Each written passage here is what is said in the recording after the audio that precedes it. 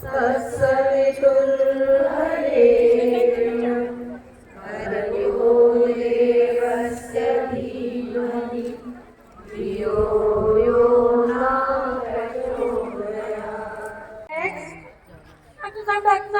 मेरे सारे डिजाइनर छोटे छोटे होते जा रहे, मैं क्या करें बतावे जरा।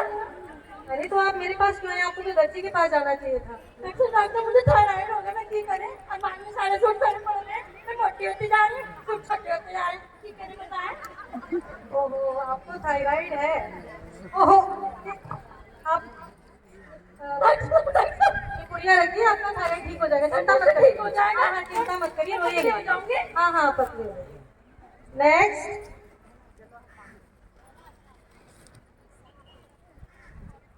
डॉक्टर जी राम राम। हम राम। डॉक्टर जी ये मेरी बहू है जी, बड़े 4 से ब्याह कर लाई थी, घर को नरक बना रखा है। दिन भर 11 बजे से पहले तो उठा कौन नहीं, और रात को 2 बजे से पहले सो गए कौन नहीं। इतनी आलकतनी है, यूँ सोचे कि इसकी जगह ना खाना कोई और खा ले, पेट इसका भर जाएगा। बता बेटी, थारे पास की है इलाज इसका? मैं तो बोर्ड पढ़ के आ गई। हाँ हाँ क्यों नहीं, हमारे पास आलस का भी इलाज है, हम हर रोग का शर्तीय इलाज करते हैं। ये लो पुड़िया रखो, आप ठीक हो जाओगे। इसका इलाज किस है? चुप चुप जियो बेटी, इसने इसी दवा दियो कि घोड़ी की तरह भागती फिरे। छोड़ो डॉक्टर साहब, पहले ये बताओ आपके पास गुस्से का भी कोई इलाज है? इस पुड़िया का कर दो, चैन से जीने ही नहीं देती है, ना सोने देती है ना खाने देती है। हाँ हाँ हमारे पास गुस्से का भी इलाज है, एक पुड़िया आप ही रखिए माँ जी। अरे आपके पास इसका भी इलाज है? मैंने तो यूँ ही पूछ लिया, ये लो। तो क्या बताऊंगी सर। नेक्स्ट। मॉर्निंग डॉक्टर साहब। Good morning. डॉक्टर साहब मैं कैसे बताऊं, मुझे तो बताते हुए भी शर्म आ रही है। एक्चुअली मुझे इतनी गैस बनती है कि जो कोई भी थोड़ी देर मेरे पास बैठ जाए वो भागता ही फिरता है। वैसे तो लग रहा है डॉक्टर साहब समझ गई हैं, और नहीं समझे तो थोड़ी देर में समझ जाएंगी। डॉक्टर साहब आधे घंटे तक टॉयलेट में बैठी रहती हूँ, पेट ही साफ नहीं होता है। और मुझे कुछ ऐसी दवा दीजिए कि जब मैं टॉयलेट से बाहर आऊँ मुझे इतनी खुशी हो कि जैसे मेरा मौसम नहीं जी प्रमोशन ही हो गया हो। आपकी पुड़िया देखिए, गैस पर सब ठीक हो जाएगी, आप जल्दी से बाहर चलिए। एक ही पुड़िया? हाँ हाँ एक ही पुड़िया बहुत है आपके लिए, ठीक हो जाएगी।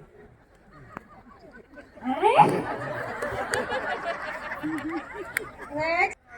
डॉक्टर साहब मेरी सास ने आपसे खाना बताने के लिए बोला है। डॉक्टर से क्या शर्माना है, पर चलिए कोई बात नहीं, आप कान में बता दीजिए। डॉक्टर साहब मैंने बहुत ट्रीटमेंट करा ली, बहुत दवा खा ली, मैं बहुत परेशान हो गई, लास्ट में थक के आपके पास आई हूँ। आप बिल्कुल सही जगह आए हैं, यहाँ हर महिला रोग का इलाज होता है। आप ये पुड़िया रखिए, आपका बस थायराइड सब ठीक हो जाएगा। ये पुड़िया कोई दवा नहीं थी, कोई अल्ट्रासाउंड? इसी से आप ठीक हो जाओगे, आप वेट कीजिए। नेक्स्ट।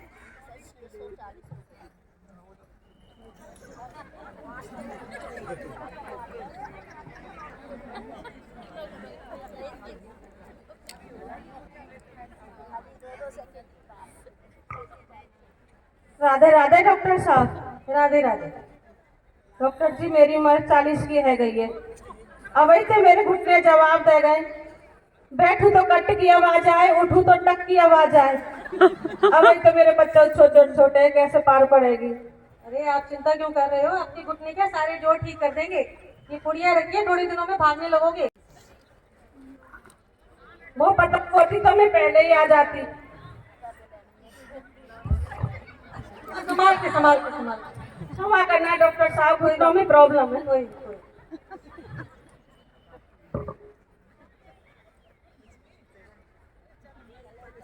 पुड़िया क्या है? हमें भी यही पुड़िया मिली है। हाँ हाँ हमें भी ऐसे ही पुड़िया मिली है।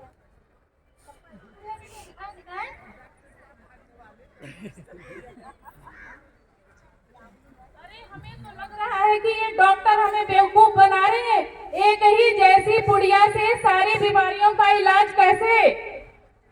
और ये 640 की फीस का क्या हिसाब से? कोई तो 500 लेवे, कोई 1000 लेवे। 640 की फीस तो पहली दफा ही सुनी है। डॉक्टर साहब को आने दीजिए, क्लियर करके ही जाएंगे। I am sorry. पहले चुप रहिए डॉक्टर साहब, पहले ये बताइए एक ही जैसी बुढ़िया से सारी बीमारियों का इलाज कैसे? 640 लाख के हिसाब से मिले बेवकूफ। अरे अरे, मुझे बोलने का मौका तो दीजिए। क्या आपने अपनी गुड़िया खोल के देखी? यदि देखते तो खुद ही समझ जाते। अरे ये तो खाली है, इसमें कुछ नहीं लिखा है। ओहो, इसमें कुछ लिखा है, वो पढ़िए। अरे मैंने तो सोचा था इसमें कोई चूरन होवेगा, कोई जड़ी बूटी होगी, पर ये तो खाली। हे भगवान, ये गुड़िया बने नहीं ताई की सुई तो 640 पे ही अटकी हुई है। इसमें जो लिखा है वो पढ़ के तो देखिए।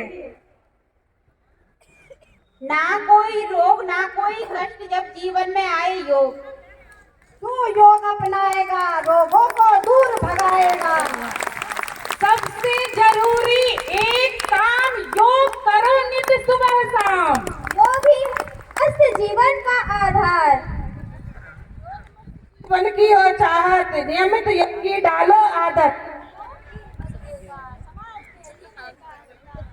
योग ही बदलेगा समाज के जीने का अंदाज। अब समझे, योग ही वो चूर्ण और जड़ी बूटी है जिसे खाकर हमारी सारी मांसपेशियां, सारे जोड़, सभी ग्रंथियां सुचारू रूप से काम करने लगती हैं।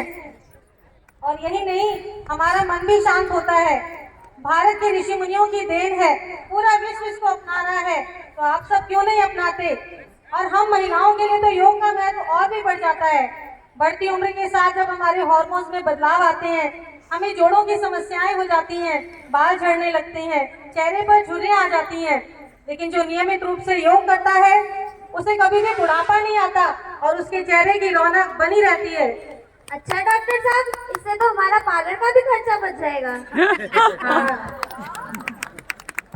योग तो हम कर लेंगे डॉक्टर साहब, लेकिन करावेगा कौन? अरे और कौन कराएगा? एक साल के 365 दिन नियमित योग साधना करा रहा है भारतीय योग संस्थान। अच्छा, ये तो बहुत अच्छी बात बताई बेटी तुमने। तो कितनी से बात के लिए 640 को ज्यादा ना से? अरे ये बनिया काकी की सुई तो 640 पे ही अटकी हुई है। 640 इसलिए माँ जी कि आपको योग करने के लिए आसन भी तो देने थे। ये हमारा आसन और नीला बैग जो हमारे हर साधक की पहचान है। तो हम लोग कल से ही अपने घर के पास भारतीय योग संस्थान के केंद्र पर जाएंगे और अपने रोगों को दूर भगाएंगे और योग का प्रचार प्रसार भी करेंगे। अरे वाह, तो फिर देरी कैसी? एड़िया पंजे मिलाओ और शुरू हो जाओ। घर घर अलग जगाएंगे हम, बदलेंगे जमाना, सबको योग सिखाएंगे हम, बदलेंगे जमाना। करो योग, रहो निरोग।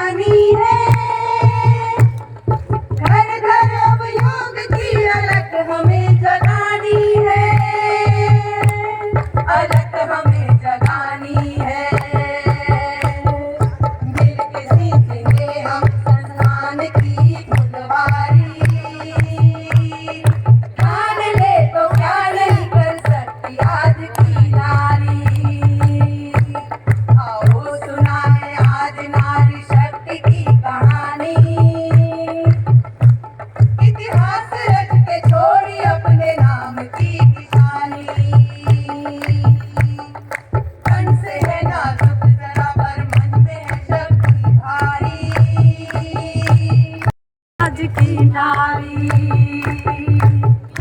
मान ले तो आप नहीं कर सकती आज की नारी, मान ले तो क्या नहीं कर सकती आज की नारी, मान ले तो क्या नहीं कर सकती आज की नारी।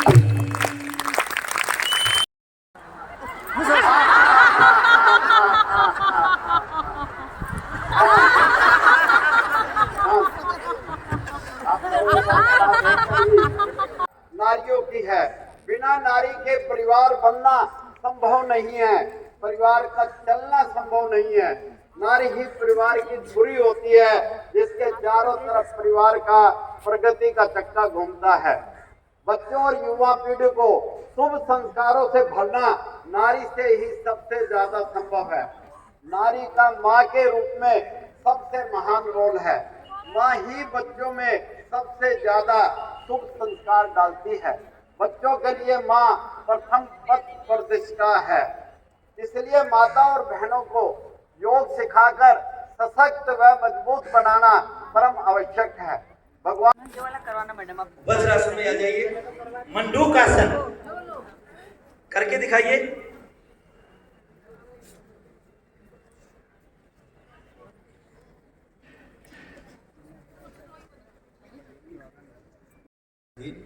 मेरी माँ का दिन है। हर क्षण मेरी माँ का होता है, क्योंकि मेरी माँ ना होती तो ये शरीर ना होता। तो इसलिए पहले माँ की परिभाषा पे मैं हमेशा बोलता हूँ, फिर मैं अपनी बेटी पर बोलूँगा, फिर माँ के रोगों पर बोलते हुए एक कॉमन डिजीज के ऊपर चलेंगे, जो पुरुष और महिला दोनों ही विशेष रूप से उपयोगी बनाया। और कहा कि जब विश्व शक्ति का एक पुण्य मानव देह धारण करके इस धरती के ऊपर चरण रखेगा, तो उसको मेरी माँ की गर्भ की आवश्यकता होगी। जब मानव रूप धारण करके अपना चरण पहला कदम इस धरती पर रखेगा, तो उसका घर मेरी माँ का गर्भ होगा। और जब यह नियम बनाया, तो प्रभु ने यह नियम इतना पक्का कर दिया कि भगवान को भी अगर मानव रूप में अवतार लेना पड़े, तो वह भी इस नियम की अवहेलना नहीं कर सकता। और इसका सीधा अर्थ कुछ निकलता है, तो वो ये निकलता है कि मेरी माँ के अंदर वो शक्ति है जो भगवान को भी जन्म दे सकती है। मेरी माँ है जो उस प्रभु को आलिंगन में खिला सकती है। मेरी माँ है जो स्तन पान कर दुग्ध रस पान करवाते हुए अपने प्रभु के साथ भी स्नेह बांट सकती है। और मेरे प्रभु ने भी मेरी माँ को सारी शक्तियां दी। मेरी माँ को विष्णु की शक्ति दी, वो पालनहार के रूप में मेरे साथ आई। अपने गर्भ में 9 महीने मुझे पाला, बाद में दुग्ध रस पान के माध्यम से पाला। मेरे भगवान ने, मेरे प्रभु ने मेरी माँ को दुर्गा का रूप दिया। मेरी माँ लक्ष्मी है, मेरी माँ ज्ञान की देवी है, मेरी माँ सरस्वती है। मेरी माँ वह है जो जब मेरा जन्म हुआ तो प्रसव पीड़ा मेरी माँ ने सहन की। रात को जब मैं जागता था तो मेरी माँ मुझे सुला देती थी, और बदले में बोलो, ऊंचा बोलो, आज का दिन आपका है। दबा के तालियां बजानी है, दबा के कीर्तन करना है। अगर यहाँ से जाने के बाद आपको आज एक बोतल खून नहीं चढ़ा, तो यहाँ आने का कोई फायदा नहीं। सही बात। अपनी शक्ति को पहचानना है हमें। आप सच मानो, माँ के बिना एक क्षण भी ये धरती टिक नहीं सकती। मेरी माँ में इतनी शक्ति